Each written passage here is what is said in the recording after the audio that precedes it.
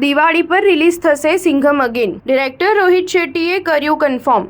પહેલા 15 ઓગસ્ટે રિલીઝ થવાની હતી. સિંઘમ ફ્રેન્ચાઇઝીની ત્રીજી ફિલ્મ સિંઘમ અગેન દિવાળીના અવસર પર સિનેમાઘરોમાં રિલીઝ થશે.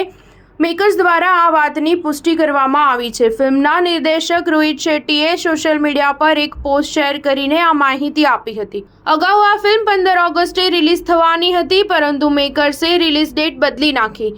રિપોર્ટ્સમાં દાવો કરવામાં આવ્યો છે કે ફિલ્મના કેટલાક ભાગોનું શૂટિંગ હજુ પણ બાકી છે, જેના કારણે આ નિર્ણય લેવામાં આવ્યો છે. રોહિત શેટ્ટીએ પોસ્ટ સાથે કેપ્શનમાં લખ્યું, સિંહ આતંક મચાવે છે, ઘાયલ સિંહ વિનાશનું કારણ બને છે.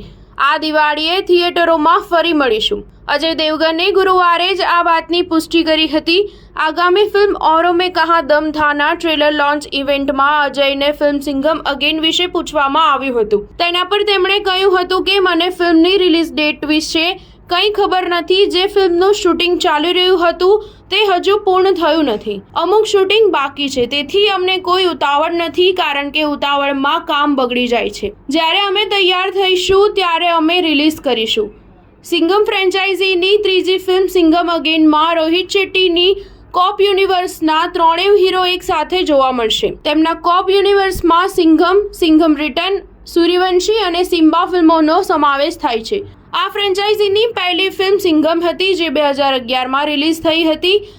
આ કોપ યુનિવર્સની બીજી ફ્રેન્ચાઇઝી સિમ્બા હતી, જેમાં રણવીર સિંહે ઇન્સ્પેક્ટર સંગ્રામ ભાલેરાવની ભૂમિકા ભજવી હતી. 2021માં રિલીઝ થયેલી ફિલ્મ સૂર્યવંશીમાં અક્ષય કુમારે ડીસીપી વીર સૂર્યવંશીની ભૂમિકા ભજવી હતી.